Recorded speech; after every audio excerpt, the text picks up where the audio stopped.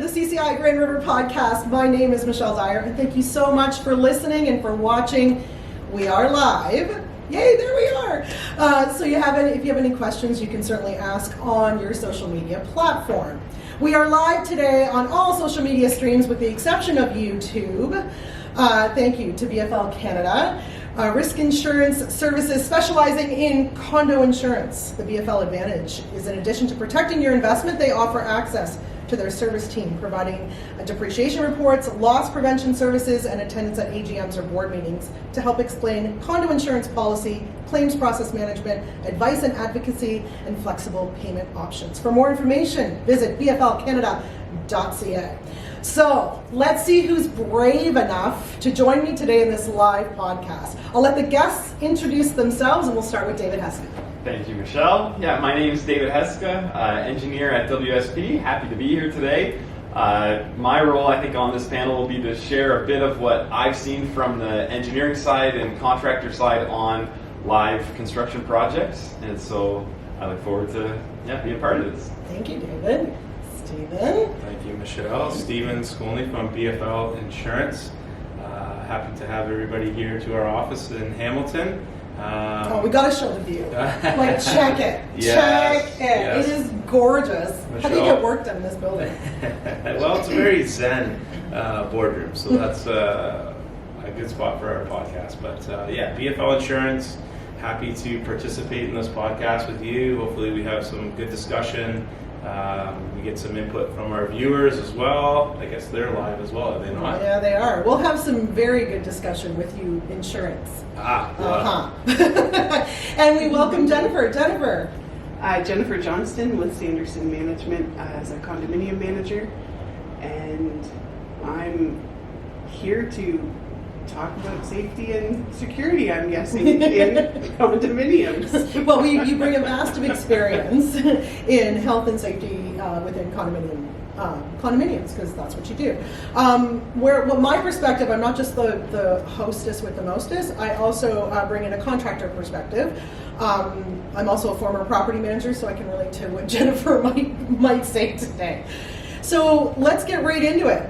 How this came about was Stephen, David, and I did at the CCI conference a panel where we talked about health and safety in condos, and it got a little bit heated on certain topics. But some of the safety concerns that were brought up during that time were brought up beforehand and then have been brought up since we'd like to talk about. So let's talk about mid-rise, high-rises, and balconies. We hear the horror stories of balconies collapsing. We hear the horror stories of people falling off balconies. And it often makes me wonder how it got there. So from an engineering perspective, David, let's talk about that. When you go in and see a balcony that is not right, what's your first thought? What do you wonder? First thing that I do when I go to a condo and look at the balconies is, what are these balconies constructed of? That's the first thing that you as property managers, board members should know. Are we talking wood frame balconies? Are we talking cast in place concrete balconies that the concrete truck would have come and poured the concrete cast in place there? Or are these precast slabs that were manufactured and then just shipped as a whole concrete piece to the site? The type of concrete and the type of, if it's wood balconies, they deteriorate differently, so you need to know that. The second thing that I would look at is the condition of the guards. And how are the guards secured? Are they glass guards? Are they metal picket guards that are corroding? Are they secured into the slab itself? Or are these guards secured into the walls? And you need to check what the condition of the fasteners are, because if the fasteners become deteriorated, corroded, loose, then you can push on the guard and the guard can go right over. So those are just a couple quick snapshot things in terms of health and safety that should be looked at. And we as engineers typically are only out there every 3 to 6 years doing the reserve fund study with site visit to get on the balconies. So if residents notice anything, they need to inform the property manager ASAP. And if the property manager's either walking around or doing a quick review, I'm not expecting property managers to be looking at everything engineering on site, but So I'll jump in on this Yeah. with David, because we had a case, we were discussing this a couple weeks ago, where there was a wood balcony up in Ottawa that collapsed. So what happened, I guess there was some flashing, that water got in behind, and obviously wood will rot quicker than concrete, Yeah. and there was an issue where the structure became compromised and it came down. So I don't know if on the management side of things, if we, dive into appraisals or maybe the construction of the building, so that the underwriters and the insurance side know what the construction and makeup is, or does the condo corporation know what their construction of the building is, to maybe find out these things, like what Yeah. David was saying. I don't know. So would you know the construction of the balcony? Yeah, To- we should, after having the reserve fund studies done, we definitely would know Yeah. what they're constructed of. But I do have an interesting question, because no surprise, this has come up recently.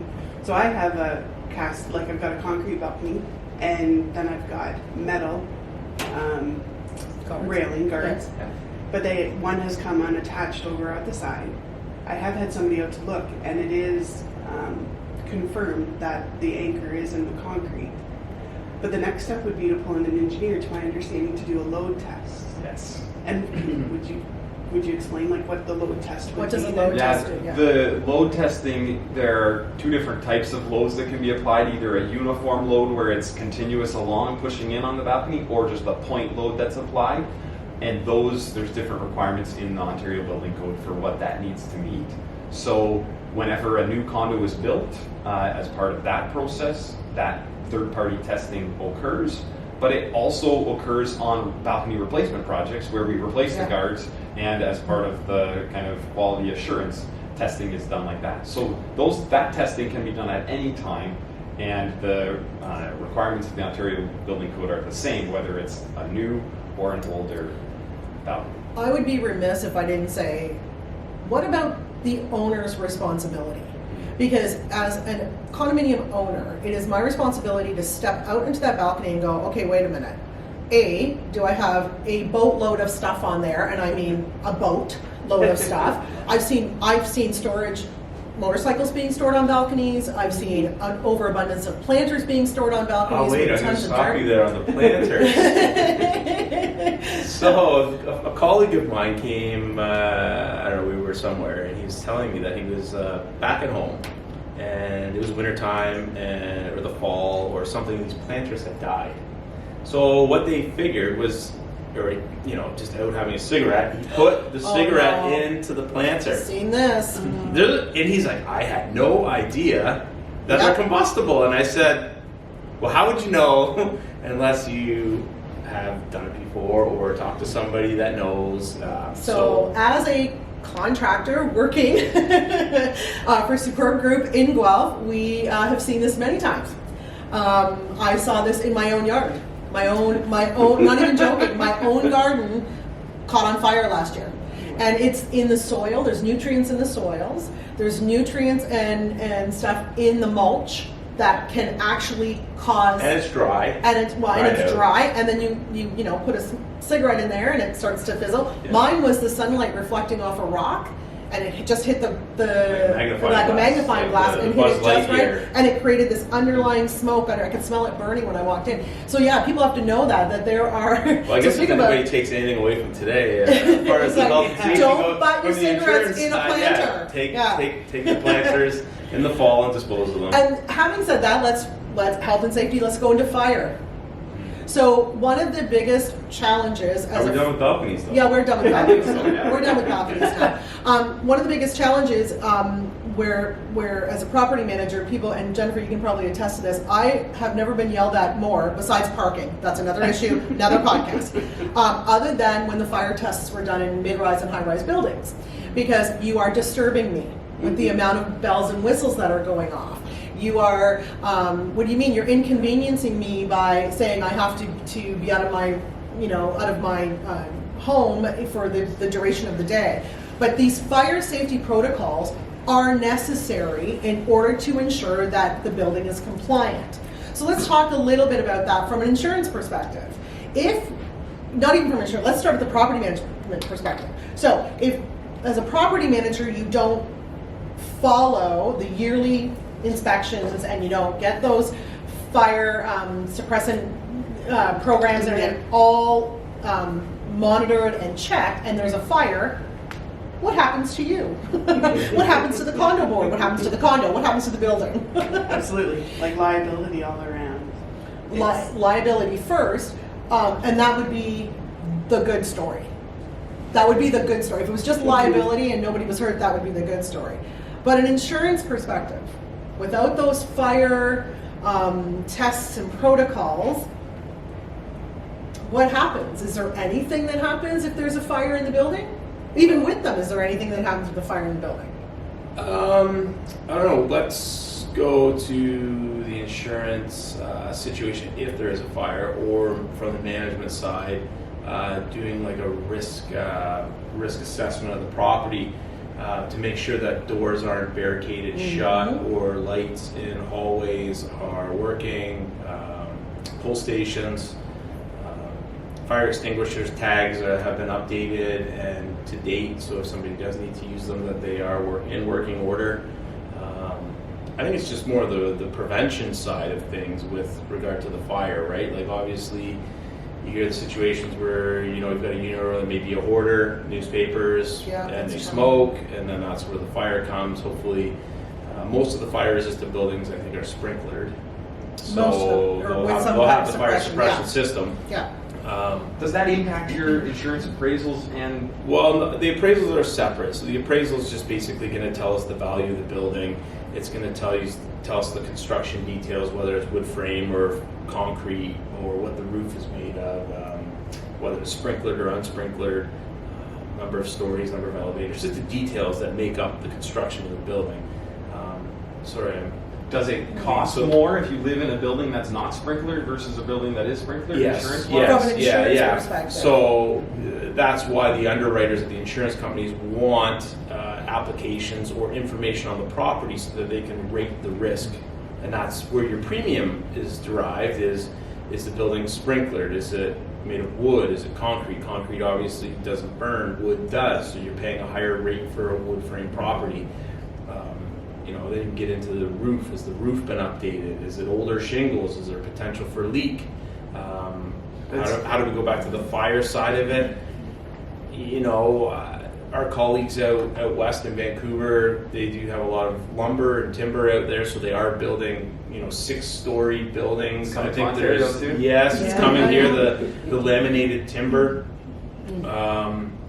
But yeah, I think UBC was one of the universities that built, I think it's 18 stories of wood with heavy timber out in BC.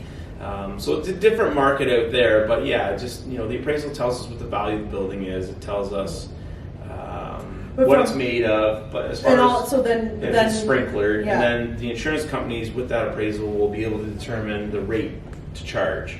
Like Dave was saying, is it sprinklered, is it unsprinkled? Well, obviously an unsprinkled risk will have a higher rate than a sprinkler, because the sprinkler fire suppression is there to help assist in putting out the fires. So again, I'd be remiss if I didn't say that the owners need to take accountability and responsibility, not just the condo corp or the manager. How many violation letters have you sent, Jennifer, about people keeping propane in their lockers or combustibles in their lockers? Is that an issue? Oh, I would just this week discovered that somebody on a 11-story building I have had a full-on propane barbecue out on their balcony. Oh my gosh. Yeah, that was a very quick call, and I said, please tell me you don't have a propane barbecue on your balcony. Well, but I do. And I'm like, you need that gone. And then I walked into a new build condo doing a performance audit. This was 6 months ago or so, below grade parking garage, and the builder had constructed a 2x4 plywood wall enclosure in where they were storing all their materials and stuff, just occupying 2 of the parking spots. And I said to the board of directors, I said, that needs to go. You need to talk to the developer, because they can't have this combustible structure in the parking garage. So I guess maybe you guys, I don't know, we're doing this podcast, it's live, we're just talking about anything and everything.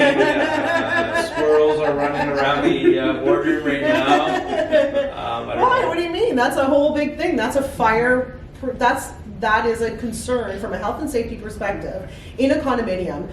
That everybody has to be held accountable. It can't just be the condo board, and it can't just be the property manager. It can't just be the contractors. It's everybody working together. Owners have to understand what they've purchased, and which is a whole other podcast in itself. But they have to understand that you are living in a community, and in that community there are rules and regulations, and you can't just do what you want. You used to be able to store the propane tanks for your barbecue in your garage at home, in your detached, maybe in your shed. Have at it. That's your problem. But when you store it in a locker, when there's 400 units in your high-rise building, that's a problem. And they need to be paint and other stuff. well, and Tires. tires are an issue too. Okay, let's go over to health and safety, and one of the biggest ones as a landscape and snow removal contractor is huge. And this is the one where myself and Stephen may get into a little tete-a-tete, because I am, it's the slip and falls. And it is so overwhelmingly frustrating from a contractor point of view, because we put in, okay, let's talk mid-rise, high-rise. We put in salt bins at all the entranceways. We, remind property managers, who I know remind owners, that you need to remove your vehicle so that we can clean out your parking space from the snow. Do you think we magically can get in between your vehicle and magically clean the snow around it? 5 feet of snow above, if you haven't moved, we're gonna drop a drone and pull a shovel in between your car and get out of your parking space. We cannot clean out areas with parking spaces. People don't understand that we can't, even townhouses that park their vehicles side by side, and we are supposed to do your driveway, we can't get in between those cars. It's a health and safety violation for our staff if they slip and fall in between those vehicles and nobody knows they're there, because everybody works, we have a team, but everybody works kind of on their own. And then, we add the salt, we add too much salt. We don't add enough salt. Then we put the salt bins in, but nobody uses the salt bins. We've had condominiums lock their salt bins so that people couldn't use it. That's not the point of them. You have to be able to use them. And then inevitably, and I've said this story a million times, I'm gonna say it until I'm blue in the face, is inevitably you get somebody wearing high heels, rolling a suitcase down an accessibility ramp, doing their lipstick in the middle of an ice storm, and they slip and fall. And That it is exact now story? that is had that story. Oh yeah, really, it is the exact story. It is. It's So then what happens? Michelle goes to So insurance? the as a contractor, we get the information from the property manager. So the property manager gets a report of a slip and fall, and then they do what they need to do on their end, and there may not be a claim by the person that slipped and fell. However, as soon as the property manager sends it to their insurance company as a heads up, it doesn't matter. We're flagged.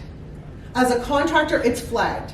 And on our side of things, and this is where Stephen goes, well, no, we are flagged. I know, because I spoke to our insurance company before I came here today and asked about that. And we are absolutely flagged as a claim potential. And as soon as we have that, that's when our costs go up. And if our costs go up, so does the property's costs go up. And this is where it gets interesting, because all of a sudden our fee increases and the insurance increases and the boards are mad. Well, yet nothing's been done to help us clean out the parking spaces where that person slipped and fell, or the accessibility ramp wasn't closed off, or we put tons of ice down and you complained about it, so we lowered the, so the slip and falls, Mr. Insurance Man, is always the biggest concern for a contractor doing any kind of snow removal. Now, Yes. everything I've said, jump in. And then I'm going to get Jen to jump in, and then David's going to jump in, because they should have built that accessibility ramp without the slope. Yeah, I know. Oh boy, I'm not sure where to start on this. You just start wherever you want. I just kind of attacked you there, sorry. No, that's quite all right. I get attacked all the time. I'm an insurance guy, right? I'm gonna. Is there anything condos can do to reduce their? Well, it's just risk. It's just risk management, right? Like obviously, Michelle is sensitive to insurance because that class of business is very difficult to insure. You can't control the weather, the accumulation of snow. You can't control people wearing their footwear, whether it's appropriate or not. There's a lot of factors that come into play that the insurance companies that are insuring your business can't predict. They can't underwrite. So back to the insurance side of the building, it's a wood frame building. It's X number of square feet. It's X number of stories. The insurance companies can say, all right, we're comfortable putting a 25-cent rate on that building, and every other building that's built similar to that, we're comfortable with. So they can forecast it. As far as the snow removal goes, they don't know when Michelle's going to show up. Is she going to be there at the start of the storm, the middle of the storm, the end of the storm? They don't know what the management firm is going to do with the salt buckets. 3 times during that or storm. you could be there 3 times. And still have 8 feet. Could be, an Alberta Clipper that just dumps a ton of snow. Oh, like, how do you prepare for that? So the insurance companies can't. It's very difficult for them to underwrite your class of business. So what we say is, put some plans into place, put some risk management scenarios down where, if it snows, who's responsible for salting until your company's able to get there to salt. And if you have a tricky area like that sloped ramp, make sure somebody is available or there to clear it or keep an eye on it and not let it get to 8 feet of snow, and just take action to prevent the risk, right? So you just want to take things into account that you can control and monitor and manage. It's part of the property, so the board of directors for the condo corporation isn't going to want to have a whole laundry list of slip and fall claims because they're not going to be able to get insurance. Right. So they're going to need to manage it. If they've got problem areas, they're going to need to respond to those or come up with a solution, and you can talk to your insurance broker about that. We can come out, we can walk the site, we can ideally walk the site when it's nice out. Not, no, we want you to walk the site when there's a 5. Well, no, I do. When there's 5 feet of snow, I want Right. everybody to walk the site, and I want to show you what we're talking about when it comes to that. It's going to snow in December and the next 3 or 4 months after. So plan something. Don't wear shoes that are too high. Go ahead, Jen. Maybe Jen wants to jump in David there. could wear some funny footwear. And I think Jennifer I was wants to gonna jump in, add- and then we're going to take some questions. Oh, sorry. Go With ahead. that one though, I think the struggle from a property management and a board side, I'm going to add for the board, and you've mentioned it a few times, when do the owners become accountable as well? Bingo. Like that is so challenging. So you know how our winter was this past year, and we had, I don't even know what month it was anymore. April, did we have kind of a flashed little bit of snow? May. One of my properties, of course, and I just can't even imagine there was even any ice. Maybe there was like a little bit of ice. Of course I had a fall. And it was middle of the night, dark, walking your dog, an elderly lady, not stable. She falls.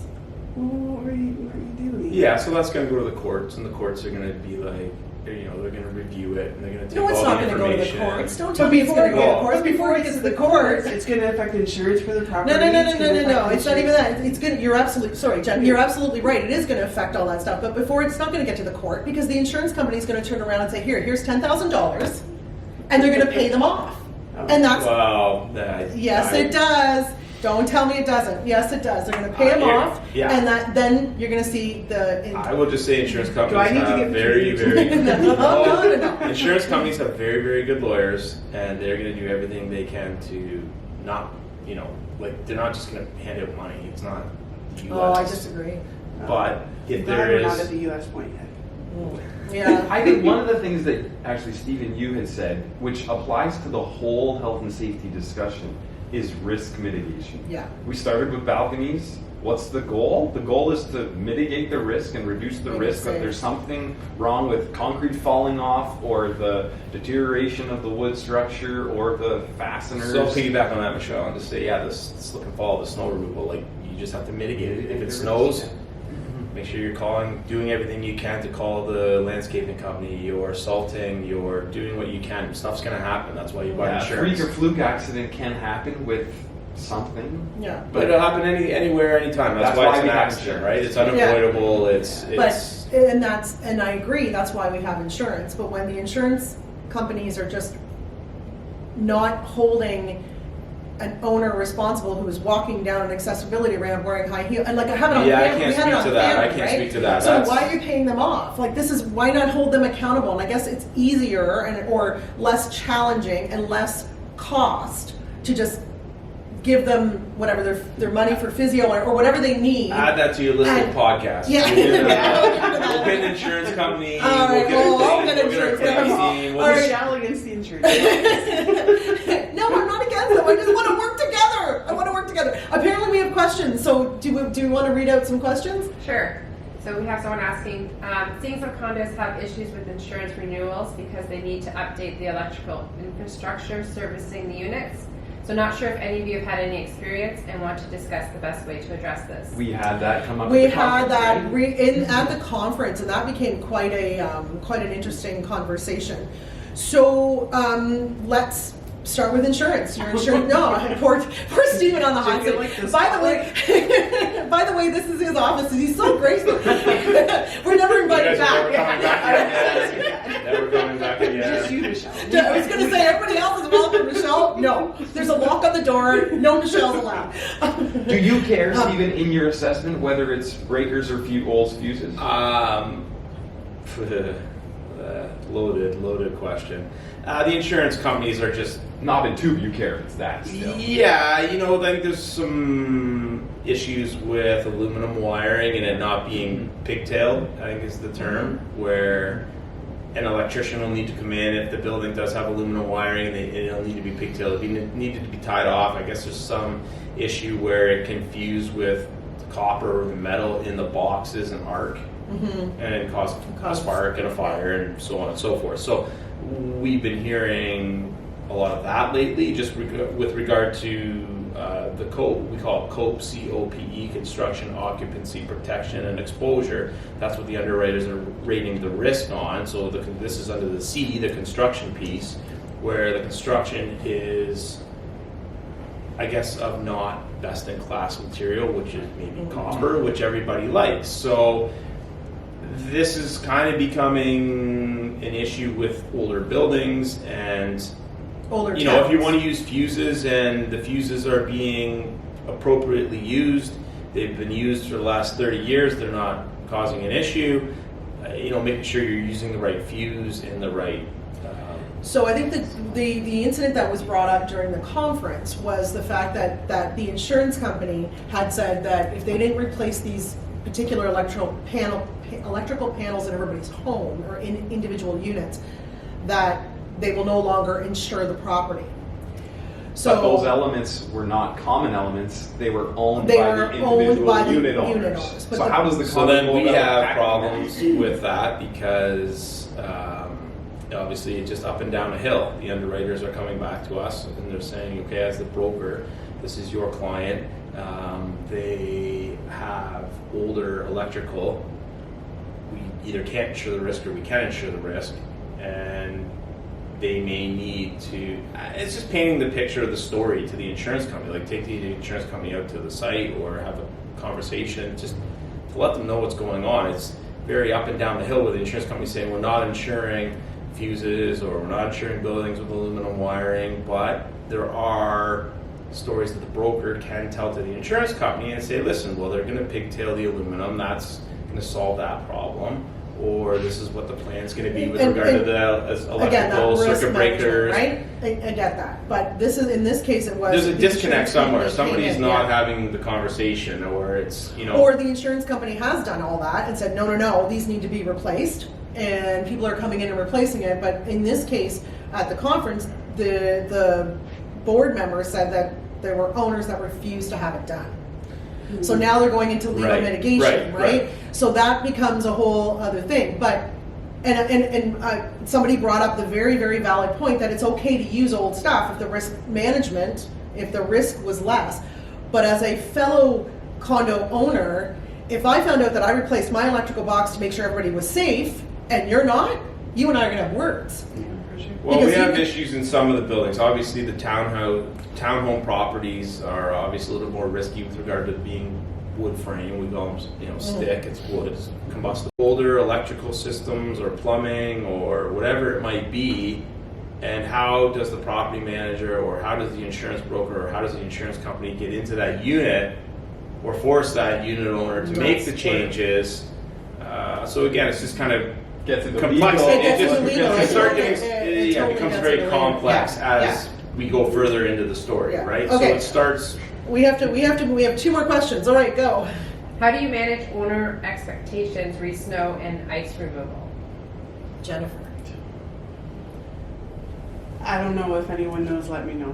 I don't know. It's very challenging to manage owner expectations. I would go back again to this winter. It was extremely challenging.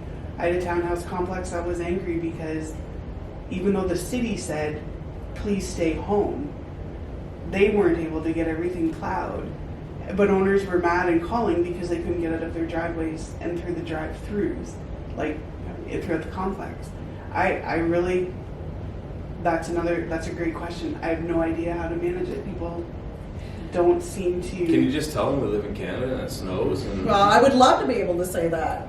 Yeah, on a I regular don't know. basis. Like in, it Yeah. takes time to clear but snow? my driveway's not cleared. Okay, well, Yeah. we just had a very massive dump of snow. It's still snowing.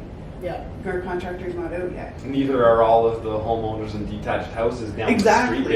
Their They can't driveways get out aren't- either. yeah. Right? It's hard. Yeah. It's hard. I don't have a good answer for that one. Well, I I don't think know if somebody you need a does. good answer. If somebody It's has a just- good answer, Well, let us know. I think, Rubbish I don't know shovel. if it's managing owner expectation or just having realistic expectations that owner, like being frank with owners. I think what we did from our perspective, from a contractor perspective, is we made sure, and Jennifer can attest to this, that every storm call, every weather change, every time there was something that potentially could be a risk, we sent out an email to all of our clients and said, hey, So who does that go to? The property manager. The property manager. Because then it cascades to all of the Yeah, unit and that owners? I was right on that, Michelle, because that's one of the best. If you've got a landscaping company that will provide updates as to where they are and stuff, and then we get it as a property manager, I know for myself, then I would cascade it through. We've got an e-blast. An e-blast. Yeah, website. So maybe I'll close off by saying slip and fall and Wait, we got another snow question? removal. You don't get to Just- close off. no, I get to close off. I'm the no. hostess. I get to close. We're Well, not closing I'm this. closing off the slip and fall and snow and weather-related session Well, or no, the portion of question- this podcast. The is- question was, how do you mitigate owners? How do you manage Manage that their owner expectation? So the more communication that you have, the more the owner hopefully will adapt or adopt what's happened. So maybe piggybacking on that, we'll say have a maintenance log or a log of if it's in a snowstorm. Okay, we've gone out at 7 o'clock. We went out at 7:30. That's by law. We have to have that. Okay, well there you go. It's, So we have that check. Done. Excellent. One insurance thing covered. So we're gonna have no more good. slip and falls then. Ah, There's yeah. no more. And there was another question, Teresa. Sure, so this is, I will say, coming from a lawyer. So it says devil's advocate, paying them is sometimes best for all. More legal costs incurred by insurer means more cost to pay on to insured. If they fought ever slip and fall, they incurred ridiculous amounts of legal costs. I think that's just a comment. Agreed, and we appreciate the comments. Totally agree, and I think that's why they're paid out. It's just, and then the cost, whether you're paying in legal fees or whether you're paying your insurance increase or whether you're paying your contractor increases, it's always going to increase. There's always going to be costs. That's just associated with slip managing and it, right? falls. It's just back to the risk management that David mentioned a couple times. It's just managing the slip and fall. If you're having one potential area that's a problem spot on the property, then talk to your insurance broker, talk to your engineer, talk to whoever to change that situation so that it doesn't just keep happening. Yeah. Michelle, one other thing that I was thinking about changing a little bit to ladders we had talked about and roofing, and like ladders could be anyone, the superintendent of the building just climbing up to change a light bulb, Yeah. or a contractor you've hired to get up onto the slope shingle roofs. Or owners that have taken on the responsibility of changing that light bulb in the middle of the hall. Right. Like that's a health and safety fee. Any owner taking on anything, and we talked about ladders, but taking on anything in a condominium increases that liability tenfold. And Jennifer, do you see that? Do you see condos trying to save money so an owner or a board member will take on something to help mitigate the costs? Absolutely. Very, very common that, yes, I can just say yes, and they like to go, I can knock on wood, I have not had any problems at this point. It's very hard to discourage that. I would speak from a board member perspective more than owners. But I have volunteer owners that will come out and volunteer, say, like at a garden committee, Right. and do that type of work. But what Is if this somebody a- gets hurt? Well, this is a good time to plug BFL. There's a commercial break. I think I get a commercial break, Yes, right? you do. As a sponsor. BFL Insurance, or, yeah. If you buy a BFL Canada insurance products for your corporation, we have volunteer accident included in our coverage. So That's interesting. we have $1 million limit for those volunteers that may do gardening and That's interesting. decide to move a rock and drop it on their foot, or climb a ladder, change a light bulb, fall off the ladder and sue the corporation. Yeah. BFL Sue has themselves. coverage for volunteers. Okay. Yeah, that's the end of my commercial. That was excellent. You did a very good job on that. I don't have to do that now. Thank you. Another big one in condominiums, whether it's townhouses, mid-rise, high-rise, or any kind of rise, water. Water's a big one. So Jen's running away. I don't want to talk about water. Water's stressful. I guess, and what's the health and safety risk is floods, right? Yeah. Well, we gotta be careful what we're talking about. Or mold. Flood is over land, Yeah. over land water, and we have pipe bursts, which are sewer Yeah. water or water damage claims within the property. Got it. So that's the technical insurance Speak. speak. So in condo speak, we call it a flood. So Flood it fair is. enough. And fair enough. I'm bugging Stephen because I can. But fair enough. So how do we, from an engineering point of view? So I'll give you a prime example. I had when I was managing at a condominium that continually had a water heater valve problem. Well, this is good. The valves were homeowner responsibility. The valves were put in by the builder. The valves became they were deteriorating, and we sent everybody an email. We put notices under doors. We let everybody know this is happening. You need to get these valves changed. Call a plumber. We gave them access to a plumber that would come in and do 5 or 6 all at once, and people ignored it. And then all of a sudden, the valve would burst. And when it bursts, it's not a trickle. It's not. It looked like Niagara Falls gushing, and it was, of course, the one that burst. 4-floor building. It was on the 4th floor and all the way down and shimmied right down to the garage. Hit like 6 units, and this is just one. Hit 6 units. Hit all 4 hallways. Hit the parking garage. Hit storage facility. Like it just because they weren't in the unit at the time that it burst. So by the time people were home downstairs, like by the time we heard about it, it had already hit 3 because it was during the day, and the person on the very bottom floor is like, I've got water coming in my ceiling, and it would go up to the 2nd, not there, up to the 3rd, not there, up to the 4th, open the door, and it was like a gush, and the valve had burst. At that point, we had already gone through mega insurance claims on these valves.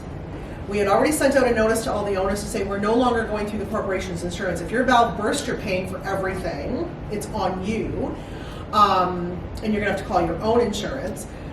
One of the owners' insurance had even told them that if you don't get the valve replaced and you've been told to get the valve replaced, we won't even cover you. I don't think half of the people, this is maybe underestimating, but I'm not sure if people know what's theirs and what's not theirs. So part of it is education. Yes. I want to stay in my lane as the engineer. In our reserve fund, we're just going to say that hot water heater is not being funded from the reserve fund Right. because it's a unit-owned expense, and Yeah. so the replacements of all these valves is not included, and Yeah. you as the unit owner need to know what's yours and what's not yours, and then property management together So with if the contractor. If I stay in my insurance lane, I would just say, maybe the corporation just needs to go and pay for the valve replacement. I don't know what the cost is, but that just eliminates that problem, right? You're not waiting for a unit owner to But say, it creates oh, a different problem. So it creates the problem that now, because the corporation repaired it, replaced it, it now becomes part of the corporation to maintain it. Gotcha. Unless you're able to charge them back for those costs. Correct me if I'm wrong. maybe that would be the way then.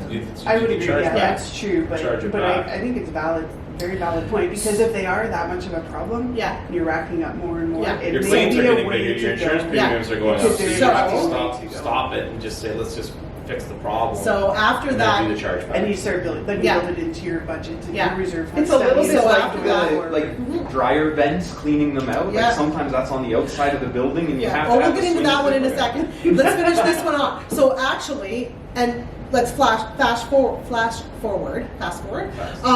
So the owner that had the valve burst and created all the damage actually had to pay because we had already said that we weren't going to do this anymore. Then the board of directors then had, they were going into each unit and we were tagging the ones that needed to be replaced and saying either you have until X date to replace them all, or it's not, or we're just going to come in and replace it and charge you back. In the meantime, we were discovering when we had the plumbers in, we were discovering that toilets weren't being maintained, sinks weren't being maintained. So every fire inspection, a plumber comes in. And as they're going in the unit for a fire inspection, they go in for a plumbing inspection. You have a 1 week to get this, or at least let us know that you've got a plumber coming in. Here's the plumber's number, and you are responsible. You're not going to do it? No problem. And the board did that. And they walked into units and they started taking out plumbing and charging them all back. Because they had to do something because the increase of insurance within a span of a year was massive. And they didn't have a choice.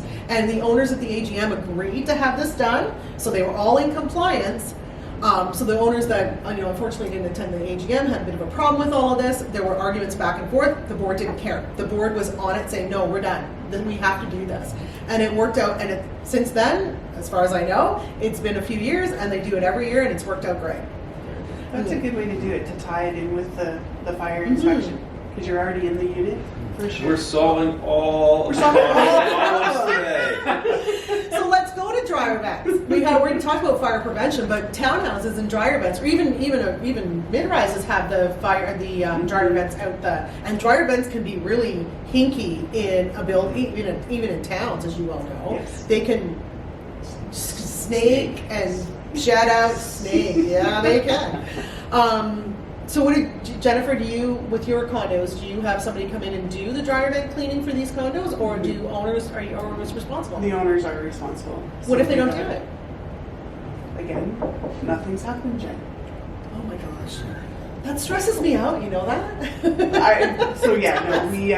There have been instances where I may arrange and have like a bulk discount for the owners and have Yes. somebody come in. Yeah. But I would say all of my condominiums are owner responsibility. We had one project where we were on the wall already doing some repairs. I forget if it was scaffolding or if it was a swing stage, but in that case there was leakage coming in. It was obviously a different problem, but we were already pulling off the vent covers and caulking around it. So in that case, we just had the contractor clean out in those select areas. But Yeah. it's not it only solved, let's say, one location instead of all 10 around the building. But I had a townhouse complex that you could see the dust from the dryer vent all down like the units, like the end units. You could see it happen. They were at the back and they would see, okay. So the board's like, you need to get your dryer vent clean, fire, dryer vent clean. Nobody would do it. So the board said, okay. So we had an AGM, they talked to the owners, and we're going to put this all in our fees. And once a year, we're going to have everybody come in and do it. And we need access to your unit. If you don't want to have access to your unit, then you're going to have to pay the fee for them to come back. So what did we say at the Grand River Conference? I think we summarized at the end. See it, say it. See something, say it. Yeah. Bring it to management's attention. Bring it to the board's attention. Bring it to the attention. So you can address it. Then I'll go into the dentist analogy, where if you have pain in your tooth, you're going to go see the dentist. I don't know where you're going with this. We have clogged dryer vents. We have water issues. We have valve issues. So repair the cavity before it becomes a root canal. Yeah. right? It's just Yeah. maintenance, right? You take. But there's always a challenge when you take on. So the dryer vents are homeowner responsibility, and became the Well, it'll condominiums. spill over to the condominium's responsibility when the owner doesn't take action. Well, right? that's it. But So- then the dryer vent. So same condominium, cleaned out all the dryer vents. Then realized that birds were getting in there, so they had to then, because owners were no longer taking responsibility, so they caged them all so that the birds wouldn't get in there. Like it escalates when you It take always on those does. responsibilities. It's just managing the situation as it evolves, right? Like it's the dentist. You can go to the dentist when you feel pain in your tooth. So you need a filling. Okay, we'll get a filling. Well, take those steps before it becomes a root canal and you're having serious issues. So I think the same thing with engineering or with property management or with insurance. I think it's just managing the situation before it becomes a big problem. I would add on that all risks aren't created equal. There's the risk of fire from the dryer vents. There's the risk of concrete falling from your balconies. There's the risk of water from all these hot water tanks. And I think if you're listening to this podcast, understanding at your condominium or the ones you manage, what are the biggest risks? There's lots of things, but they're not all the highest priority that Right. you're going to have the drastic problems from. There are going to be smaller risks, and you almost have to put more attention to the highest risk ones. That doesn't mean don't ever address the small risk problems, but you can't tackle them all. Well, yeah, you can't manage all of it. Yeah. It's the higher risk ones. I would think that Which is just identifying what the risks are. I think those condo corporations don't even do that. So, and then it becomes a surprise. Question for you. That's a big statement. I don't know. No, do like Jen? Do you sit down with your boards and identify any high risk concerns, or is it a this happened, we have to react? Unfortunately, I would have to say in property management, it is so fast paced, so busy that it's very reactionary. The opportunity to have that minute with a board to sit down and actually assess it is hard. Yeah. It's very hard. Because it's just goes. Well, So a good takeaway I would say from the podcast is, find that 25th hour in your day, and then maybe you can. Well, you can always. It's just so I busy. find it hard to believe. I think there's always, even if you take 1 month with a condo board, I think they've got a half an hour to walk the property to identify. Oh, some sorry, things. walking the property. Yeah, that's not a problem. Like walk the property and stuff Yeah. like that. That happened for sure. Right. But just the Like how It's would you still know? very How would you know your reactionary. balconies are deteriorating unless somebody tells you? Because you're not climbing Correct. the balcony to look at the deterioration. So how do we until not, there's an assessment. maybe taking that half an hour, as I was saying, to piggyback, going to the next statement, is to make your property best in class for an insurance underwriter. Don't be the property that's neglecting to do things, and now your premiums are going up, and you're screaming at property manager or your insurance broker or the insurance companies because, oh, my property, the rates are going up. Well, what have you done leading up to this event to manage your risk? Like this is the insurance company stepping in. It's not the broker. It's the insurance company saying, we don't want to insure your risk.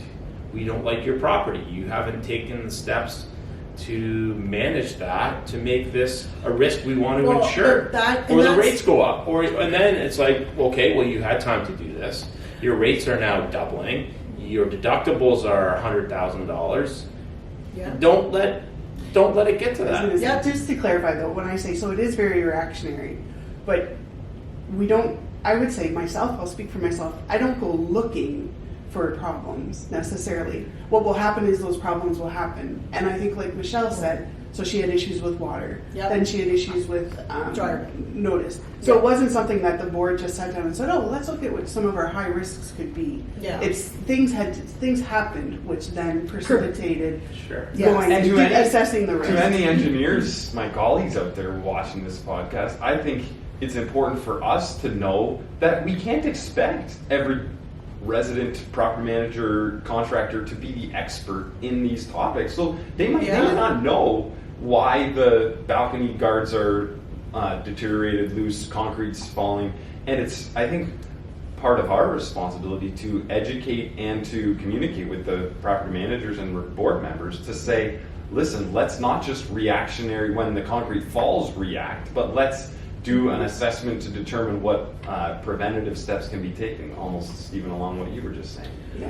I mean, we're fortunate here in Ontario. We've got there's some pretty good legislation that when it comes to reserve funds and having to sock money away for some of these big capital expenditures that could potentially be some of these high risk things. The issues lie with, other provinces, even the US, when they had that big collapse in Florida, where there was no reserve, there was no money to fix the problem. And that's where it starts to get a little bit concerning when you get some of these high risk stuff, like the valves. The water valves were homeowner responsibility, so the board didn't have money in that fund. So they made money, they pulled away from something else and had to get rid of something in order to make that happen. So, there's a question. Teresa, go. Sorry. No. You're getting lots of comments on LinkedIn, which is great. So. Somebody said great commercial, just so you know. Somebody else has said great point, but I'm not really sure what point Which that was one? at. Yeah. That was mine. That was Stevens who went off on a little tangent there. I know we need to wrap this up soon, so there's two questions here. Sure. With respect to health and safety, how is mold addressed in the condo units, Yeah. townhouses, attics, etc.? Is it the owner's responsibilities and or condo corp's responsibilities to remediate? Okay. So, Jen, do you want to take that or you want me to take that? I'll start. Yeah. With us, a lot of times it just depends. It depends. That's what I was It going to say. depends on how the There's governing no documents answer, yeah. Your governing documents are going to determine who's responsible. Yeah, so the declaration, bylaws, and rules will govern, this is to the answer to the question, so the declaration, bylaws, and rules will govern the answer to that. Now, this is where it gets convoluted. If I'm in a townhouse and the roof leaks, and the roof is the responsibility of the condominium, and as a result of that roof leak, I end up with mold in my attic, and my attic is my responsibility, who pays? What do? And nobody knows. Like, nobody knows. Truly, like, we can all sit here and go, oh, but it's true. That's where the conversation between property management, the board, and owners have to come into play. That, okay, I wouldn't have had that mold if that roof didn't leak, and that wouldn't have happened if the roof was, on there properly, or the roof was a better quality, or et cetera, et cetera, et cetera. Or if you didn't, the reserve fund chose not to have the roof replaced for another 5 years. But it's a similar example in a high rise, like you talked about water. So if I'm in unit 4 and my valve breaks, I'm responsible for my unit generally. But unit 3, they're still going to have to involve their insurance. Yes. Unit 2 still has to involve their insurance. Yes. So it's a little different, and I find that's hard for everyone. Challenging for some people to understand. Jennifer, I'm not the expert in this area, obviously, but from the mold projects that I've been involved with, many times, I would say the majority of them are paid by the condo. I don't know the smaller, individual, but it's when there's big problems with the walls because they've leaked or the roofs or something. Most of the jobs I've been involved with, but that's just the one perspective. Are there small, one-offs where the unit owner pays for the mold remediation? Yeah, there is. Okay. Yeah. So the one that my experience was, it was a not a raised. Oh my goodness, where they're on top of one another. Hello, stacked town. So there was 2, and the one had a pinhole leak in behind the wall, and it leaked down to the second one. But nobody knew about the pinhole leak because it was in behind the and if cupboards. those pipes are the unit owner's responsibility, then it's those 2 that have to work figure it out amongst themselves. However, when the pipe was condominium responsibility, that's when it all, and we had to remove cupboards and walls, and there were all mold in behind there, and then the condo had to remediate for that. But again, pinhole leak, so we had insurance to cover that, and we had to go insurance for that one and pay the deductible because it was astronomical by the time we finished. We had to pull out cupboards in both units. So, because it was in behind the sink, right? But yeah, mold, just so you know, I just want to say this. If you ever find mold in your unit, please tell your property man, don't clean it with bleach. It's coming from somewhere. That's the one thing. Don't think that you just wipe it off and clean it. It's coming from somewhere. Let's figure out where it's coming from. It could be a leak in something that you did. It could be high humidity in your home. It could be a lot of things. But for the love of all that is holy, please don't clean it with bleach. I see that. I've seen that how many times? Any more questions? Any more questions? Teresa? No more, just a comment. Thanks. That's correct. Prevention is always your best friend. Yes, there you Oh, go. there's the ending. Prevention is always your best friend. We have 2 minutes left. Any final thoughts on the health and safety in condos? I'll start with David. I think whenever I conclude even meetings internally with my colleagues or at condo boards, I always say, we all are in this together. Yes. We need to be looking out for the health and safety of one another, and we need to be communicating that clearly so that the maybe people who don't, the junior staff on my team or others who don't know the risks, or the new board member or someone, then we need to be sharing that information so that others can be more safe. And I will just jump in there and say, and that includes owners. Yeah. That includes owners who don't live at the site. That includes the tenants that are there. You're all in it together. It's a community together, and everybody needs to be responsible for the health and safety. I will do your commercial, so don't do that. No. But what are your final thoughts? What's your takeaway? I just want to say thanks to CCI Grand River for allowing me to I participate do in this that part podcast. on my extro. You well, final thoughts on the podcast. Stay with the program. I had fun. I'd be curious to catch up with Teresa and see how many viewers we had and how well it was received. I think this was a lot of fun. I hope the audience enjoyed it. And risk analysis. Okay, now. Risk analysis? Risk analysis. Stop talking. I would just add from the property management standpoint, already sort of mentioned, but education as best as you can and communicate. Very good. Thank you. Communicate. We are live today on all social media streams. We're wrapping it up now, but thank you to Stephen at BFL Canada Risk Insurance Services, specializing in condo insurance. You've got a lot of information on this podcast, but go to bflcanada.ca. Thank you for sponsoring this and hosting us. We really appreciate it. Thank you, Stephen, Jennifer, David, for joining us today. Teresa, Maggie, JD, for taking my, hey, I have an idea, and making it happen. Thank you. If you are a condo owner, board member, or contractor servicing or want to service condominiums and you have questions, you can go to the CCI Grand River website. The link is found in the show notes. We can help you.